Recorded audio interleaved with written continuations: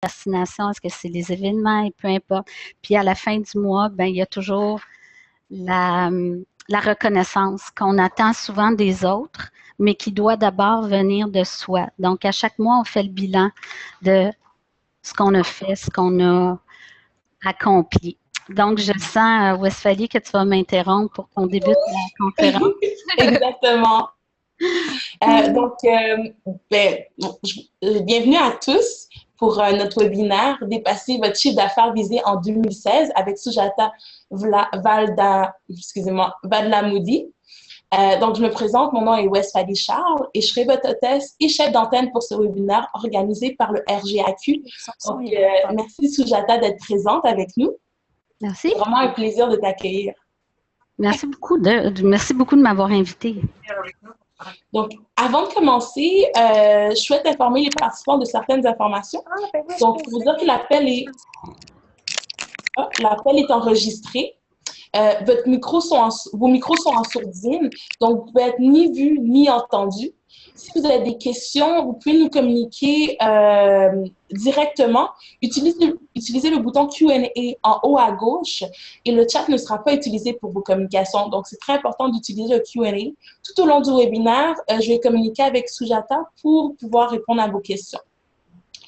Je vais vous faire une petite présentation de Sujata. Donc, Sujata, au cours des 20 dernières années, a contribué grandement à la transformation des habitudes des Québécois, notamment chez Bell, où pendant 7 ans, elle a géré les communications pour le compte Sympathico.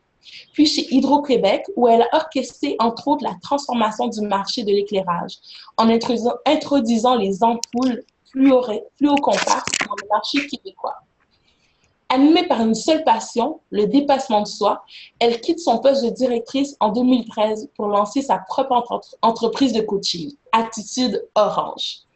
Aujourd'hui, elle accompagne les gens d'affaires dans le dépassement de leurs limites et donne des conférences en entreprise sur toutes sortes de sujets, dont la gestion du temps. Son agenda Attitude Orange, dont elle nous a parlé un petit peu plus tôt, est un outil qu'elle a développé pour aider les gens à mieux organiser leur vie et aujourd'hui distribué dans la francophonie mondiale. Donc, Sujata, je te cède la parole.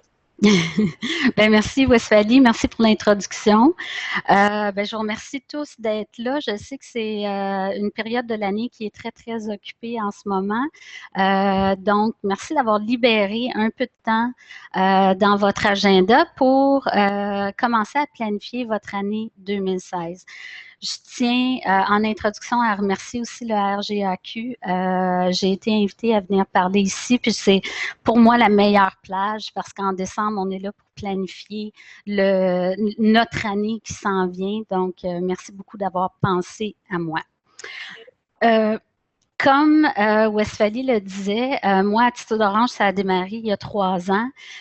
J'étais directrice des communications pour des grandes boîtes et c'est vraiment le dépassement qui m'anime.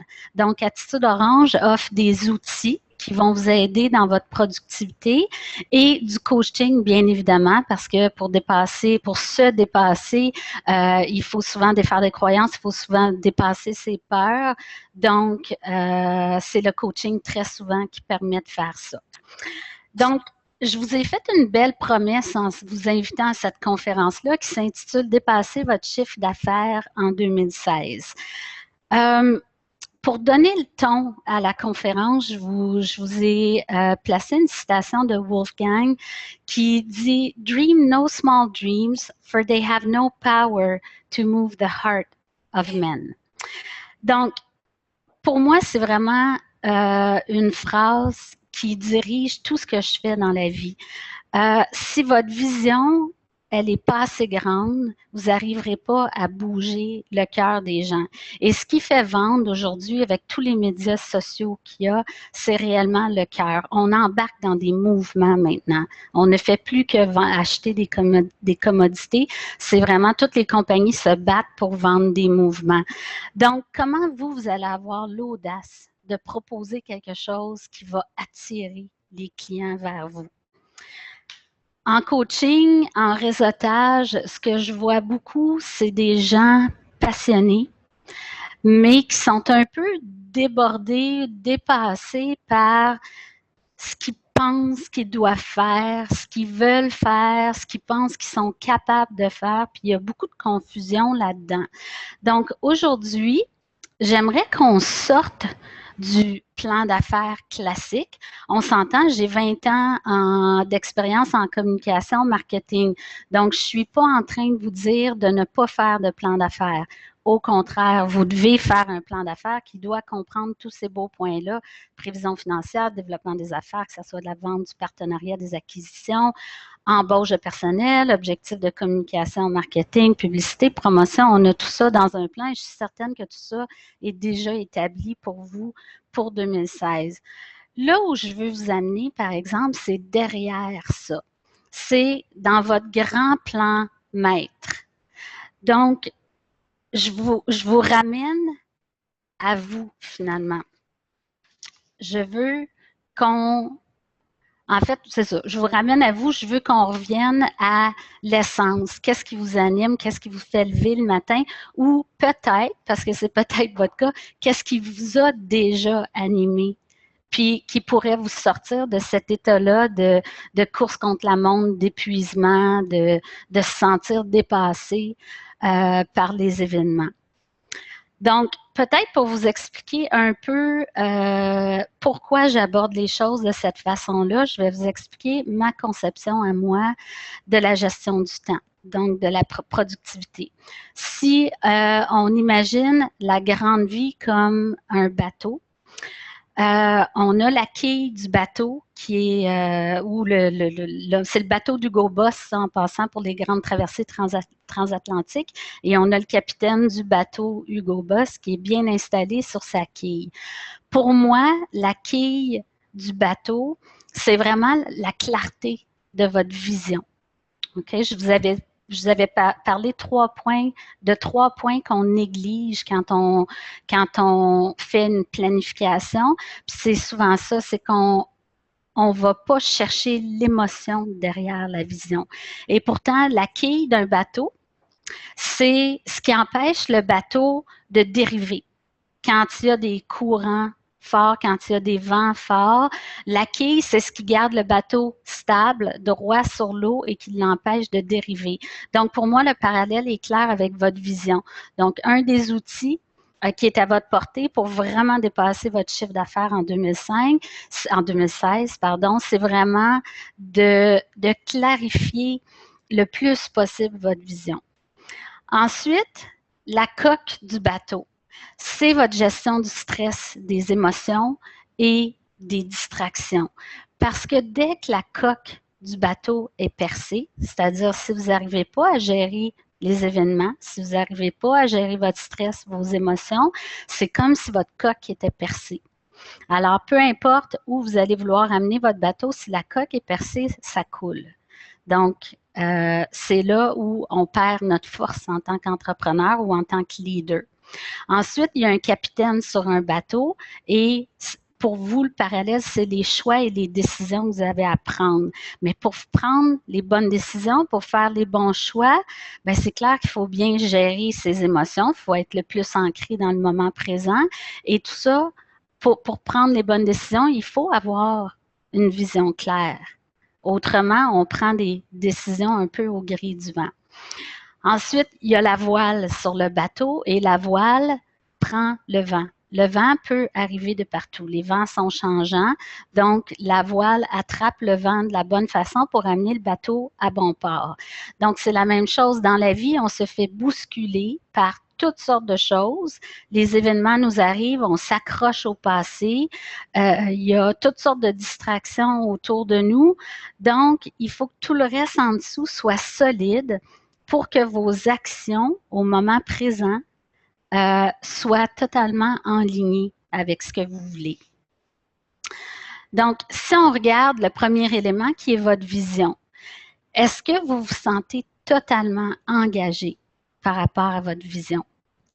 Parce que la grande vision, quand on est un entrepreneur, elle doit vraiment se vivre de l'intérieur.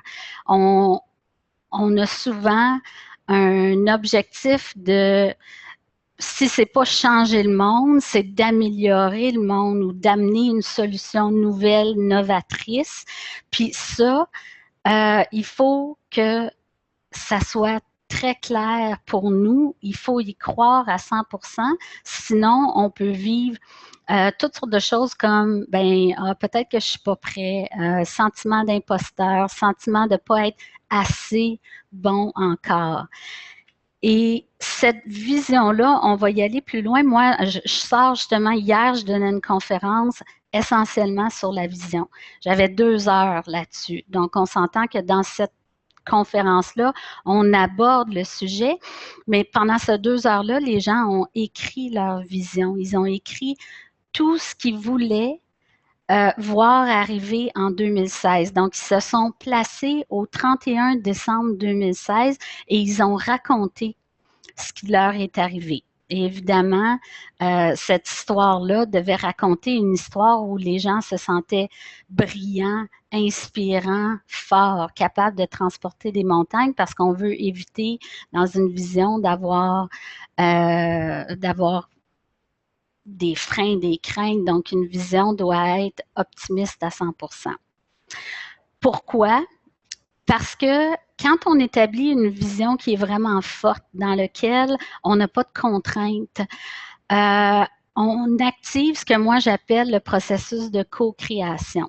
Vous allez voir, c'est un peu la loi de l'attraction, mais la loi de l'attraction fonctionne avec plusieurs leviers. La co-création, quand on dessine son avenir, ce que ça fait, c'est que ça active le centre de créativité inconsciente. Donc, il y a toutes sortes de petites lumières qui s'allument, puis là, tout d'un coup, on commence à avoir des idées.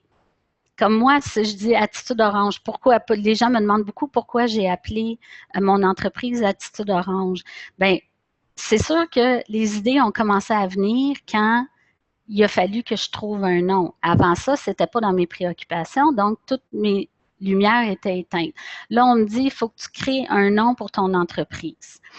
Donc, on commence à rechercher des pistes. Qu'est-ce que ça pourrait être? On trouve des noms, tout est pris. On se dit, il y en a qui prennent des couleurs. OK, quelle couleur ça pourrait être? OK, orange, c'est couleur de dynamisme, communication, créativité. C'est intéressant. Et là, moi, tout se met en branle pour trouver des qualificatifs à ce orange-là. Comment je peux trouver un nom d'entreprise qui convient bien à orange? Donc, mon cerveau devient réceptif à toutes ces idées-là. Donc, je capte plein de mots. Et évidemment, la loi de l'attraction, c'est de vibrer avec quelque chose qu'on veut voir arriver. Donc, moi, le soir, avant d'aller voir mon avocat pour m'incorporer, j'ai demandé à l'univers, en fait, j'ai exigé de l'univers que pendant la nuit, je devais trouver mon nom d'entreprise. Et à 2 heures du matin, ben, c'est exactement ce qui est arrivé. Je me suis réveillée en pleine nuit, puis j'ai dit, ben oui, créativité, dynamisme, communication, qu'est-ce que je veux de plus pour mon attitude? Donc, c'est comme ça qu'Attitude Orange est devenue Attitude Orange. Ensuite, c'était la motivation interne. De vouloir, moi, dans mon cas, à cette époque-là, c'était de créer une entreprise qui était prospère, qui était internationale, avec un outil. Certains l'ont vu en début, mais tout a commencé pour moi avec l'agenda. Donc, cet agenda-là, qui est un outil de vie et non pas un agenda classique, c'est pas pour prendre des rendez-vous, c'est vraiment pour créer sa vie au jour le jour et développer les bons réflexes. Donc, ça veut dire aussi de défaire les moins bonnes habitudes. Donc, tout ça est là-dedans. J'avais une grande vision. Donc, ma vision, en partant en co-création, ben, ça me donnait la motivation de poser toutes les actions qui n'étaient pas toujours évidentes. Vous le savez tous, en démarrage d'entreprise, il y a beaucoup de choses qu'on fait qui ne sont pas naturelles au début. Donc, la vision nous donne la motivation d'avancer malgré les obstacles. Avant de d'écrire son grand projet, ça, je vais vous inviter après la conférence ou pendant vos vacances du temps des fêtes à rédiger votre projet de vie pour 2016. Donc, pas juste votre projet d'entreprise, mais vraiment votre projet de vie. Pourquoi le succès dans votre entreprise est important? C'est pas pour l'argent, c'est probablement pour l'argent et la satisfaction, d'accomplissement, la réalisation que vous allez accomplir pendant l'année.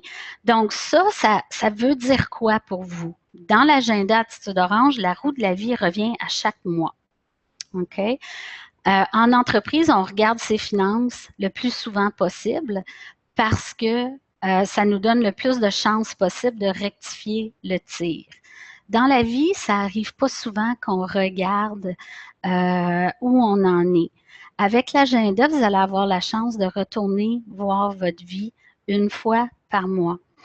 Et la roue de la vie, pour ceux qui ne connaissent pas ça, en fait, c'est une photo instantanée de votre satisfaction par rapport à votre vie, par rapport, dans ce cas-ci, par rapport à 8 aspects très importants de votre vie.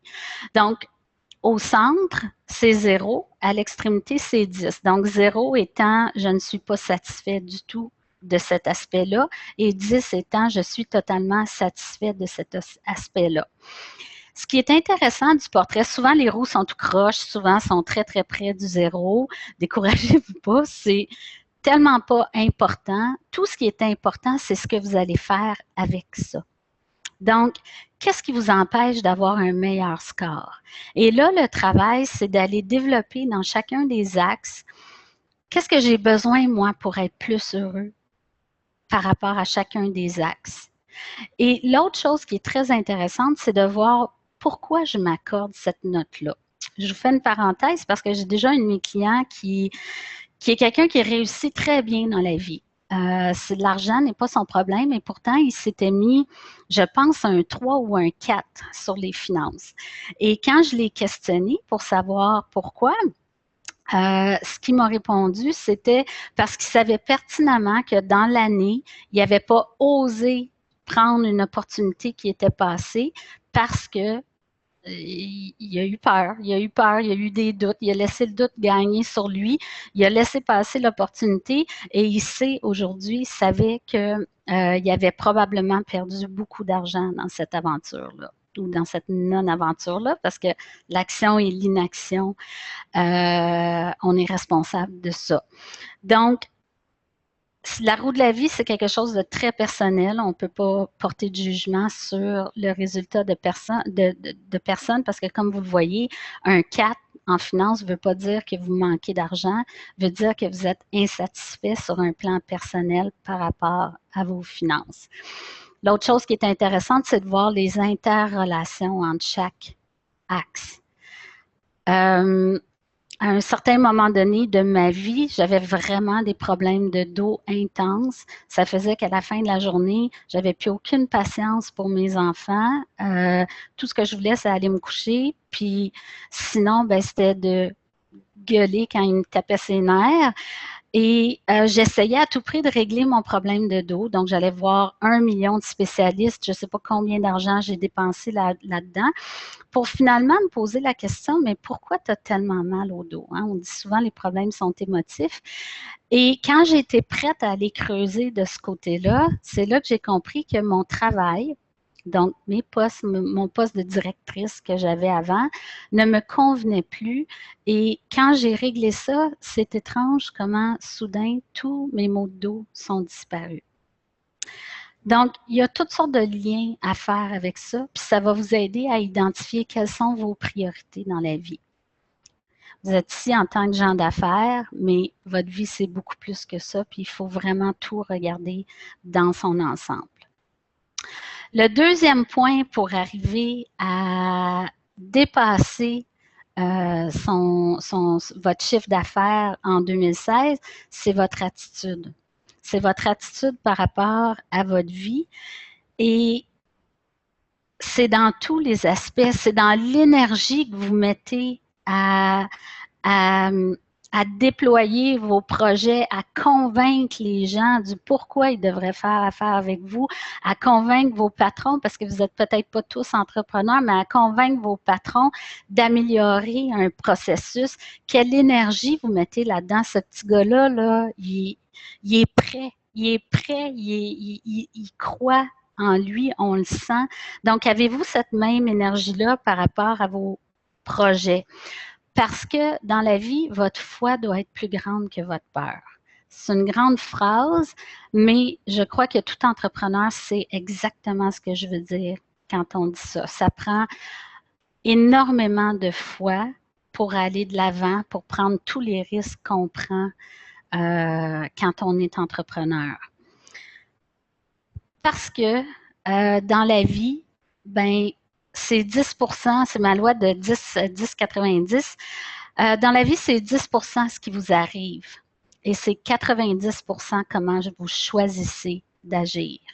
Donc, votre attitude est extrêmement importante. De quel côté vous choisissez de regarder? Vous choisissez de regarder en avant tout le travail qui reste à faire, tout ce qui reste à être accompli pour avoir du succès, puis vous êtes découragé, ou vous regardez en arrière le chemin déjà parcouru, puis vous vous donnez de l'énergie avec ça en disant « Wow, regarde où j'étais avant, puis regarde où je suis rendue maintenant, puis OK, on continue, puis amenez-en des obstacles. Plus il y en a, plus je vais me développer, puis meilleur je vais être. Hein.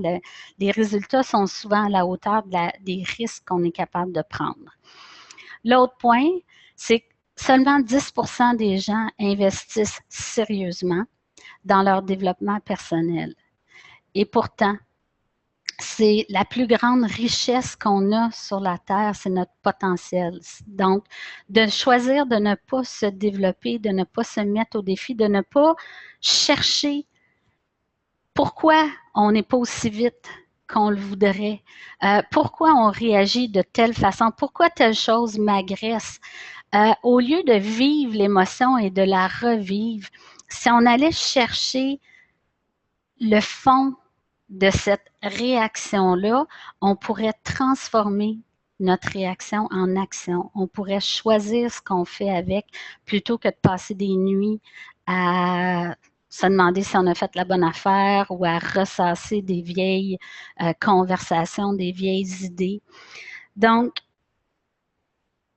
peut-être un truc, quand vous allez avoir écrit votre vision, elle va être ambitieuse. Il faut qu'elle soit ambitieuse. Donc, quand vous allez la relire, c'est normal qu'à certains moments, il y ait des petites peurs qui ressurgissent ou des pensées négatives par rapport à votre vision, genre, ben, qui je suis, moi, pour vouloir ça, ou je ne sais pas trop si le timing est bon. Fait que ça, c'est toutes les petites pensées négatives ou pas constructives, finalement, qui vont remonter. Donc, portez vraiment attention à ces pensées-là, parce que le travail que vous avez à faire en 2016, c'est là que vous devez agir.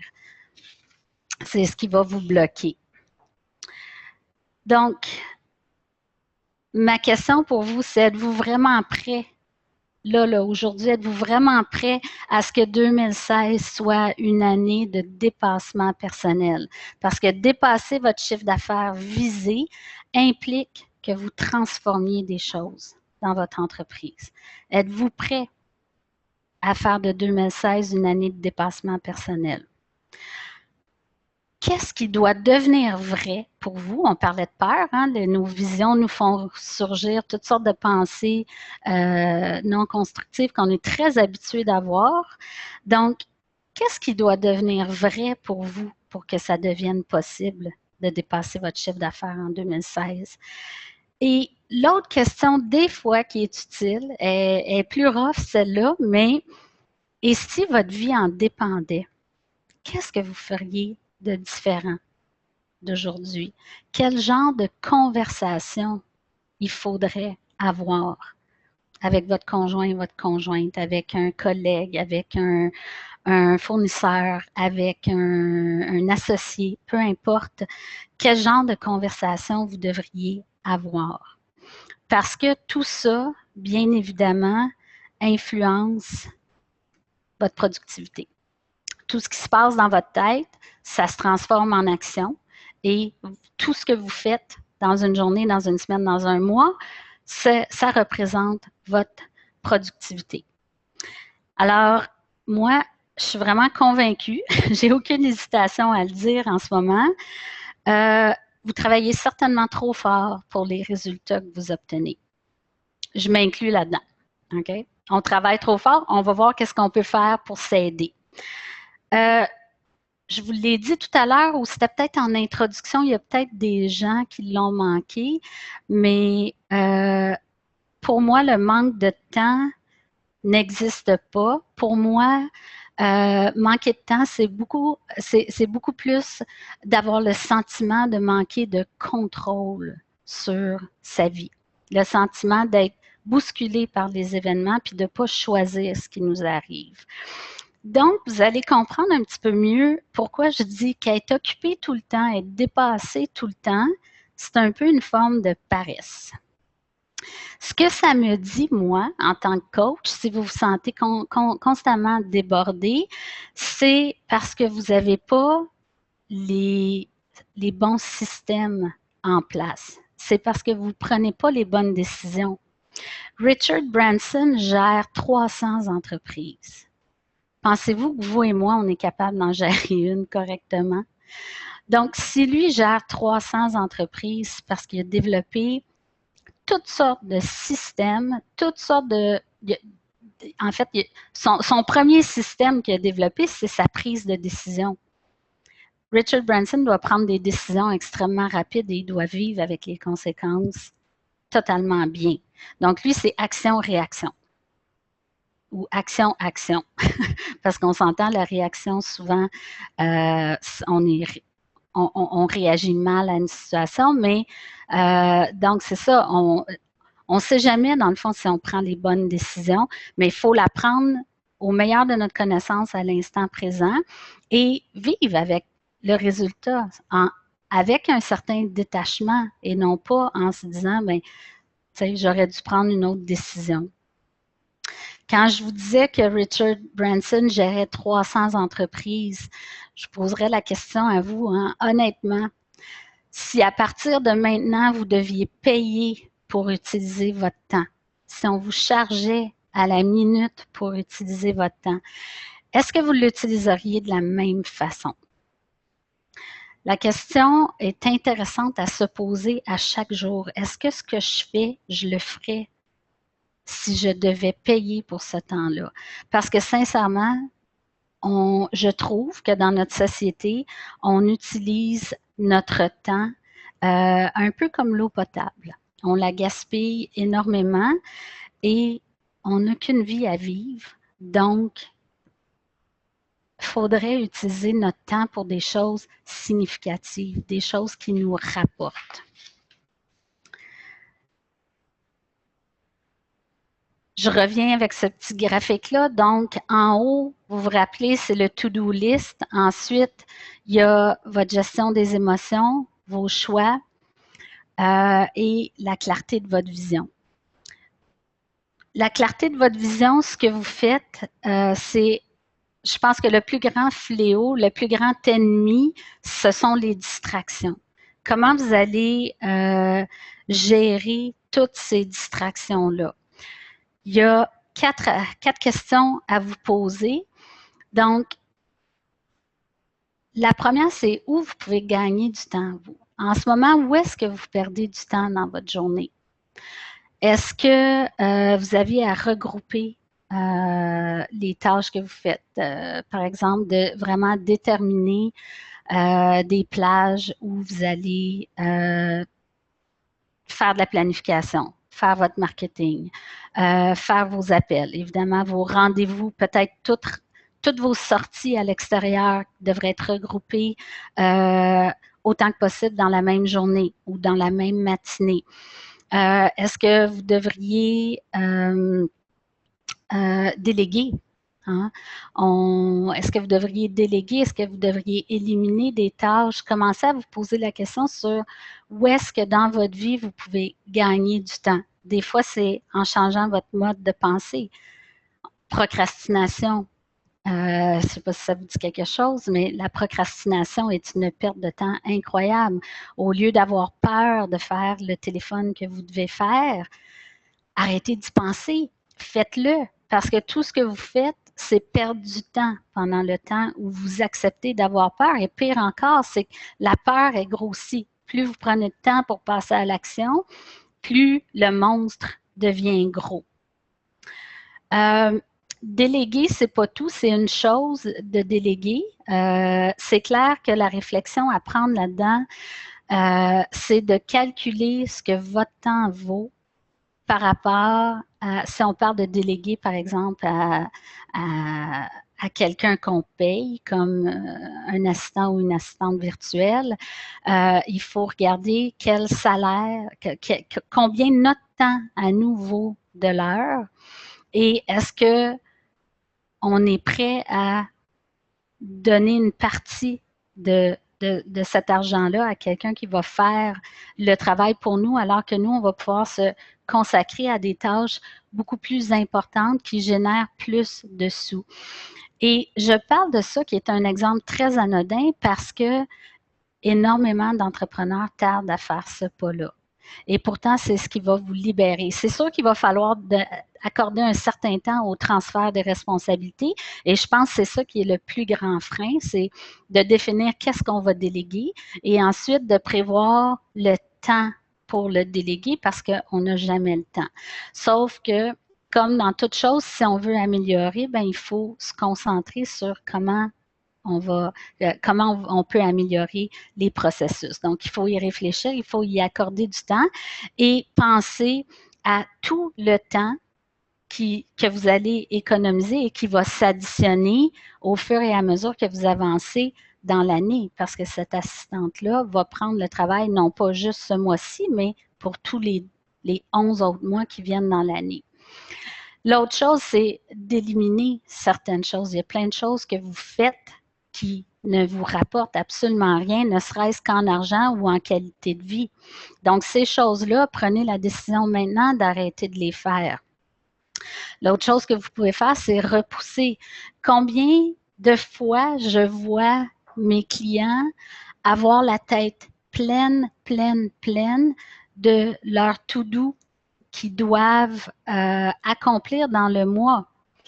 Aujourd'hui, la seule préoccupation que je dois avoir, ce sont mes priorités de la journée. Oui, il y a peut-être des choses que je dois mettre en place, mais donc, ça entre dans ma priorité de la journée. Le to-do de la semaine prochaine, il faut que je le sorte de ma tête. Ça ne me donne rien de consacrer de l'espace mental. Donc, c'est à ça que ça sert un agenda aussi. Ça sert à mettre une date d'échéance et à aller placer ce qui ne va pas dans votre semaine, dans une autre semaine pour vous libérer. Et j'insiste là-dessus parce que c'est vraiment une chose sur laquelle on passe beaucoup de temps avec mes clients. Les gens, en général, gardent énormément de superflu dans leur tête et ça congestionne votre réflexion, ça congestionne votre jugement. Donc, apprenez à déléguer, éliminer, repousser. Ensuite, il y a des systèmes à mettre en place. Dans toute entreprise, il y a des systèmes, que ce soit pour le service à la clientèle, que ce soit pour votre comptabilité, que ce soit pour votre développement des affaires. Il y a des processus. Encore une fois, ça va vous demander de faire une certaine réflexion, mais ça va tellement vous sauver temps et énergie. Et si vous n'êtes pas encore rendu à déléguer, à trouver des gens qui vont vous aider, bien, en mettant ces systèmes-là, en plus de sauver du temps maintenant pour vous dans votre entreprise, ça va vous permettre de le déléguer plus tard beaucoup plus facilement parce que les systèmes sont là, sont clairs, sont expliqués. Il y a une marche à suivre. Pour justement arriver à maîtriser mieux votre temps, ce que vous faites avec, qu'est-ce que vous devez devenir? C'est une grande question que vous devez vous poser pour vous transformer, pour devenir la personne productive que vous avez envie d'être. J'ai un petit graphique que j'ai pris de mon Dieu, j'ai oublié son nom, Todd Herman. Todd Herman, qui lui l'a pris d'une étude, mais là, je n'ai pas le nom de l'étude. Mais il expliquait la perte de temps reliée comment je dirais ça? Quand on passe d'un projet à l'autre. On fait souvent ça dans une journée. On commence un projet, finalement, on se laisse distraire pour aller sur Internet, voir un courriel qui nous amène sur Facebook, qui nous amène sur YouTube. Puis là, on fait une grande, grande roue pour revenir puis dire, c'était quoi, non, le courriel que je cherchais? Ou c'était quoi, à qui, donc, je voulais écrire sur Facebook? Coupable, ça m'arrive régulièrement. Maintenant, je me mets des notes, hein, des fois. En fait, pour défaire ça, des fois, je me mets des notes pour dire, OK, voici mon objectif. Je mets l'heure, puis là, je pars, puis je calcule le temps. Après coup, des fois, je me perds, puis là, finalement, je me rends compte que, oh my God, j'ai pris 7 minutes, puis je me rappelle même plus ce que je voulais faire. Puis là, je regarde sur mon petit papier, puis je fais, OK, tout ce que je voulais, c'était écrire cette petite phrase-là à telle personne. Je suis persuadée qu'il y a des gens qui se reconnaissent en ce moment. Donc, ce fait-là de sauter d'un projet à l'autre, de ne pas réserver des plages sans distraction dans votre agenda, ça a l'effet, si vous gérez 5 projets en même temps, ça peut avoir l'effet de couper 80% de votre productivité. Il y a une erreur dans mon calcul, je suis désolée. À la fin, vous allez voir, 85, ça fait... Il y a une petite erreur, mais OK. Donc, si vous avez un projet, vous avez à lui accorder 100% de votre temps. Donc, il n'y a aucune perte de temps, c'est clair.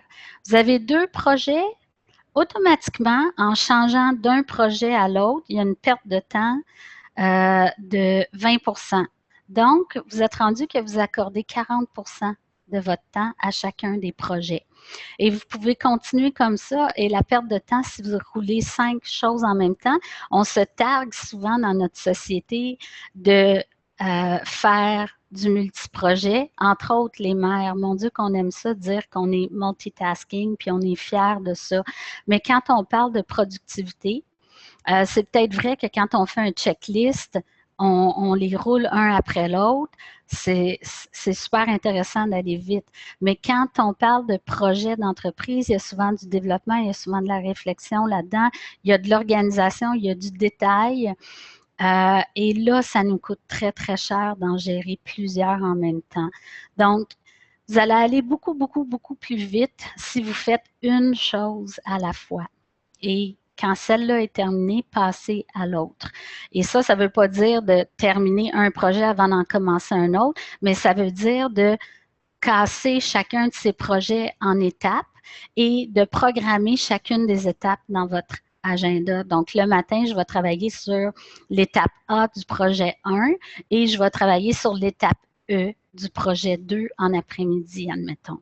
Donc, vous avez scindé vos espaces de travail et juste en faisant ça, vous allez gagner énormément de productivité, ce qui éventuellement pourrait vous permettre de dépasser votre objectif 2016. Vous allez accorder votre attention sur les bonnes choses au lieu de perdre votre temps à droite et à gauche. Donc, ah oui, je pensais que j'avais enlevé ça. C'est Darren Hardy que je suis régulièrement qui disait que au début, quand on se lance dans la grande aventure de l'entrepreneuriat, on est 10% entrepreneur, 20% gestionnaire et 70% technicien. On veut tout faire. On est très loin de notre Richard Branson dans ce graphique-là. Et à la fin, là où on voudrait se retrouver, là où on doit aspirer à se retrouver, c'est d'être 70% du temps l'entrepreneur qui a la vision, qui est à l'extérieur pour développer ses projets, 20% à l'intérieur de l'entreprise pour gérer l'entreprise et les systèmes et les processus, et 10% technicien parce que le reste va avoir été délégué à d'autres ou éliminé. Je trouve intéressant ce graphique-là. Donc, pour vous aider dans votre manque de temps, à quoi devez-vous dire non? Dans une entrevue, j'écoutais une entrevue où il demandait le meilleur truc à des présidents d'entreprise à très, très grands revenus, donc les Forbes de ce monde. Et pour une grande majorité d'entre eux, dont Steve Jobs,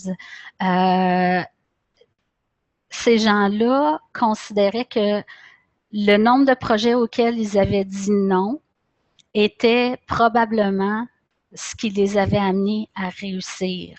Ça veut dire on focus. On focus sur ce qui est important pour l'entreprise et le reste, on dit non.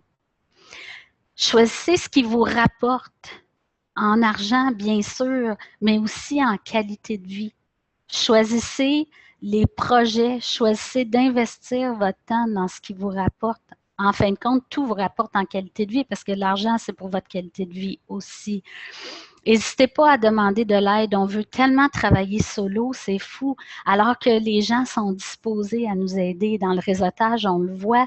En tout cas, pour ceux qui ont vraiment bien compris comment ça fonctionne, c'est vraiment de l'entraide. Les gens sont disposés à nous donner leurs contacts, à nous référer des gens, à nous offrir des solutions aussi. Donc, allez demander de l'aide. Restez pas avec cette idée préconçue-là que vous devez tout savoir en tant que chef de votre entreprise. On n'a pas besoin de tout savoir, on a juste besoin de bien s'entourer. Formez-vous, éduquez-vous, lisez, abonnez-vous à toutes sortes de sites web où on parle de gestion de temps, justement, mais aussi de gestion des émotions. Engagez des coachs. Moi, cet automne, j'en avais 3 coachs avec 3 fonctions différentes. Là, je suis revenue avec juste une seule, mais dans les 10 dernières années, j'ai toujours eu au moins un coach. C'est important pour moi, je veux me dépasser en tout temps. Je suis consciente de mes faiblesses, quoique je mets un bémol, parce que très souvent, mes faiblesses, c'est ce qui a fait que j'étais inspirante pour les gens. Donc, mes faiblesses ne sont pas toutes des vraies faiblesses, mais celles, du moins qu'ils l'étaient, pour vrai dans mon entreprise, ben je travaille. C'est pas pour rien maintenant, mon agenda, il est distribué à Tahiti, il est distribué à Londres, il est distribué en Belgique, en Suisse, en France. Il voyage partout. Pourquoi? Parce que je repousse mes limites tout le temps. Et oui, faites-vous challenger. Faites-vous challenger par un coach s'il le faut, mais par vos collègues pour demander aux gens de vous mettre au défi. Sortez de votre zone de confort. J'ai une règle d'or à laquelle je ne dérogerai jamais. Et pour moi, l'étape la plus cruciale, quand je n'obtiens pas les résultats que je veux, donc vous pouvez transposer cette phrase-là, quand vous n'obtenez pas les résultats que vous voulez, vous êtes définitivement une composante du problème. Donc, quand les choses ne fonctionnent pas comme vous le voulez, cherchez pas d'abord à l'extérieur ce qui ne fonctionne pas. Cherchez à l'intérieur. Où est-ce que ça bloque?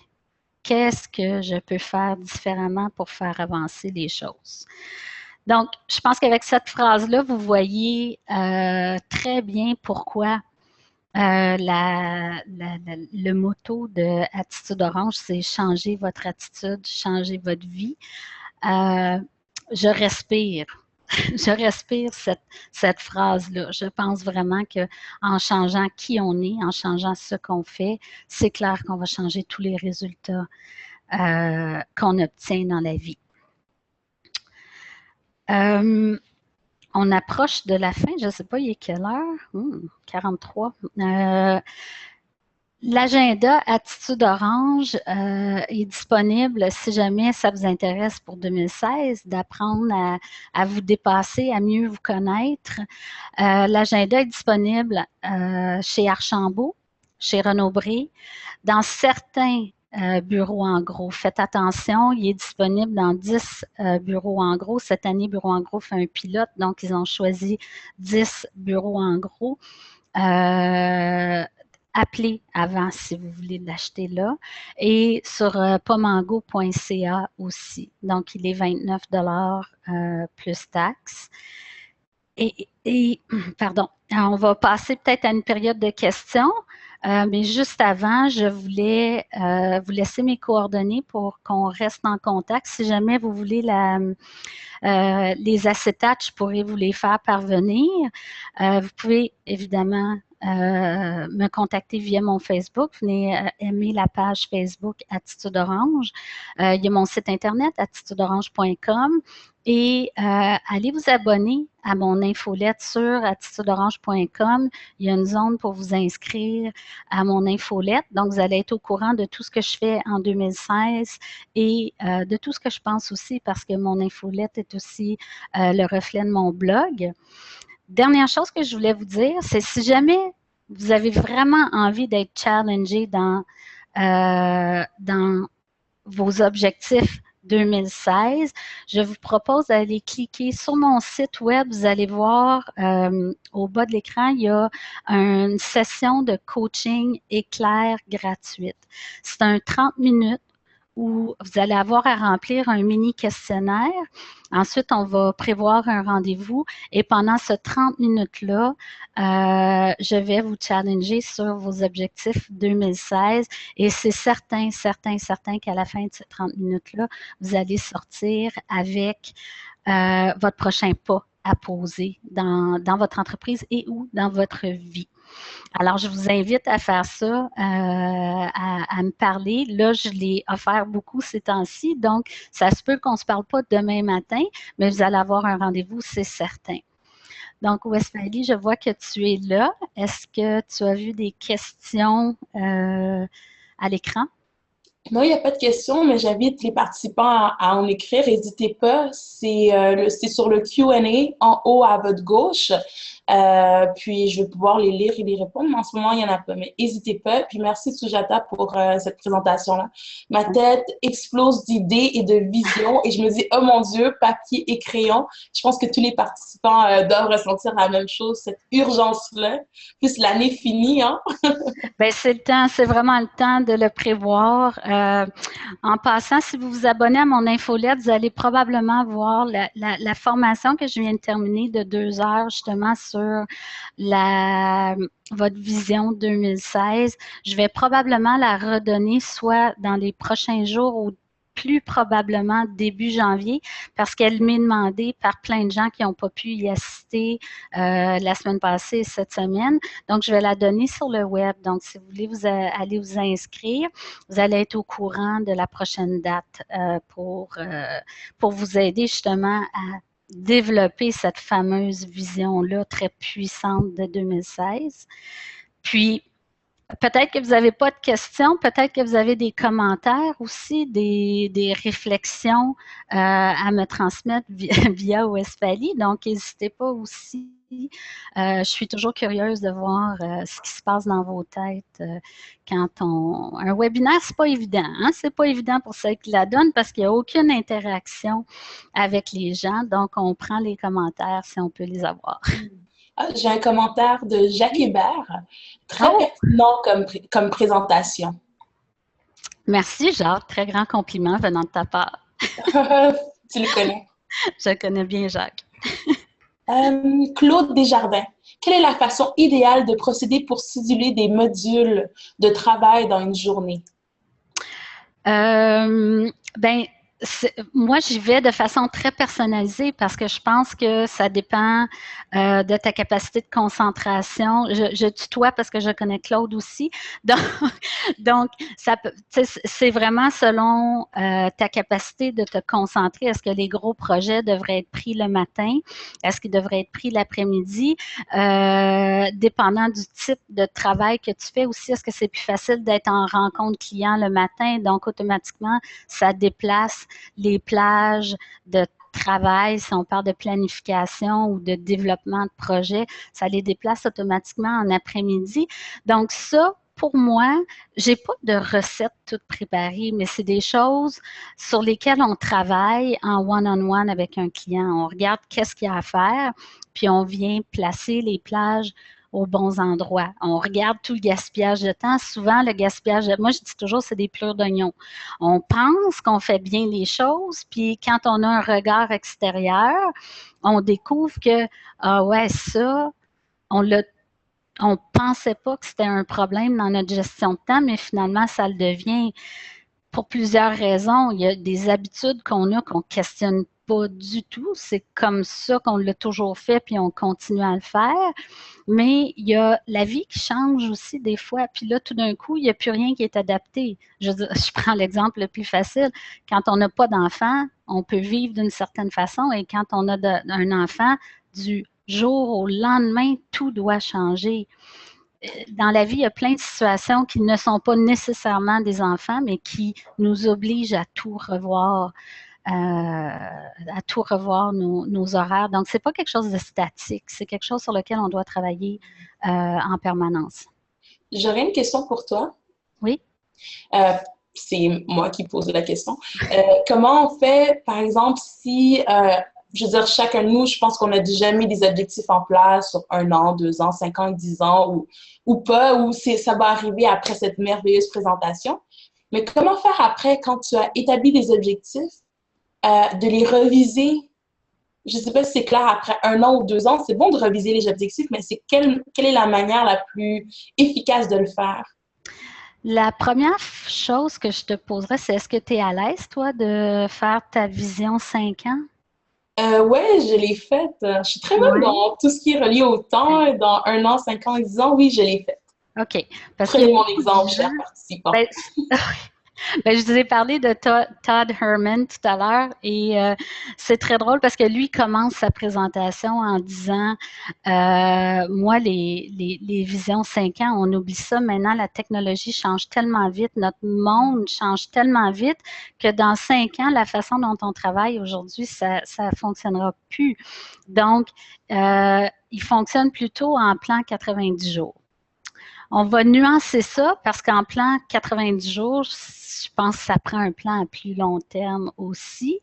Moi, c'est clair que oui, j'ai une vision de dans 10 ans où je vais être, mais ben, je viens casser cette vision-là, évidemment. Peut-être pas en année, parce que dans 9 ans, je ne le sais pas. Là. Entre le 5 et le 9, ça reste flou ce qui va se passer. Mais oui, après ça, on peut scinder ça en corps. Mais pour répondre précisément à ta question qui est comment on suit, écoute, il y a plein. Jacques Hébert est là, Jacques, avec ses Go Clubs qui sont absolument fantastiques. Il propose de faire un tableau de vision. On fait ça dans le Go Club, on découpe notre tableau de vie. Puis c'est un exercice relativement anodin, relativement quétaine pour certaines personnes, mais ça, c'est quelque chose qui te permet de tu le gardes, ton tableau de vie, c'est des images qui sont collées, c'est la représentation de ta vision sur 1, 5 ou 10 ans, et ça reste. Donc, tu es en mesure de retrouver ça. Tu sais. John Assaraf, qui est quand même assez connu à travers le monde, qui a participé au livre Le Secret, il disait qu'il avait sorti à un moment donné dans des vieilles boîtes un tableau de vision qu'il avait fait dans la vingtaine, ou en tout cas. Puis il y avait sa maison de rêve et il réalise peut-être 20 ans plus tard que la maison dans laquelle il vit ressemble étrangement à celle du tableau de vision. Puis plus près de moi, j'ai une cliente qui l'a faite l'année dernière et elle est soudainement déménagée en Autriche. Elle est d'origine autrichienne, mais elle ne pensait pas retourner. Et quand elle a loué sa maison en Autriche, elle s'est aperçue que c'était exactement la maison qu'elle avait mise sur son tableau de vision. Donc, c'est une des façons de regarder son avancement. Je pense que la plupart des gens gardent leur agenda aussi. Souvent, on le garde pour trouver nos preuves de rendez-vous et tout ça, que ça soit pour des raisons comptables ou des raisons pour retourner voir ce qu'on a fait. Mais par exemple, dans l'agenda Attitude Orange, la vision 2016, elle est écrite. Le bilan 2015, il est écrit. À chaque mois, à chaque fin de mois, il y a ma progression dans le mois. Donc, ce qui est écrit ici, c'est quels ont été vos accomplissements pendant le mois. Quel bienfait ça m'a apporté, quelles sont les pistes d'amélioration et je reviens avec la roue de la vie. Donc, juste avec ça, excuse-moi, c'est parce que ton image est disparue, Westphalie, ça m'a déconcentrée, mais juste avec ça, on a le tracé de nos avancements. Donc, j'espère que c'est un détour long, mais est-ce que ça répond à ta question? Oui, ça répond. Excuse-moi, je me suis retirée. Je me disais, c'est bon qu'on te voit juste toi. Mais oui, ça répond complètement à ma question. Puis je me rends compte que des fois, le temps, c'est vrai qu'il faut bien gérer son temps, mais des fois, le temps n'existe pas quand on a des objectifs. Ça peut se transposer ou arriver dans 6 mois, 1 an, 5 ans, mais le plus important, c'est de le savoir, de réaliser c'est quoi qu'on veut. Puis, si ça arrive plus rapidement, c'est merveilleux aussi. Oui, effectivement, oui. Oui, puis il faut prendre le temps de l'apprécier puis de le ressentir, que les choses peuvent arriver beaucoup plus vite et beaucoup plus facilement qu'on le pense. C'est des mots-clés, ça. Puis il faut savoir l'apprécier parce qu'une fois qu'on l'apprécie, on sait un peu plus comment ça marche puis on peut le reproduire. Complètement. Donc, génial. Mais merci beaucoup, Sujata. On a peu d'autres questions ou commentaires. Donc, en fait, je veux vraiment te remercier pour le moment passé avec toi. C'était très intéressant. Donc, merci pour cette belle présentation. Ça me fait en mon nom, mais aussi au nom de toute l'équipe de RGAQ. Puis, merci de votre participation pour les participants. Puis, je vous invite à aller sur notre site internet rgaq.ca pour voir nos prochains événements et nos prochains webinaires. Donc, je vous souhaite une excellente journée et merci encore, Sujata. Merci à vous, merci à tout le monde et passez des joyeuses fêtes. Oui, bonne année, joyeuses fêtes. Déjà, mais oui.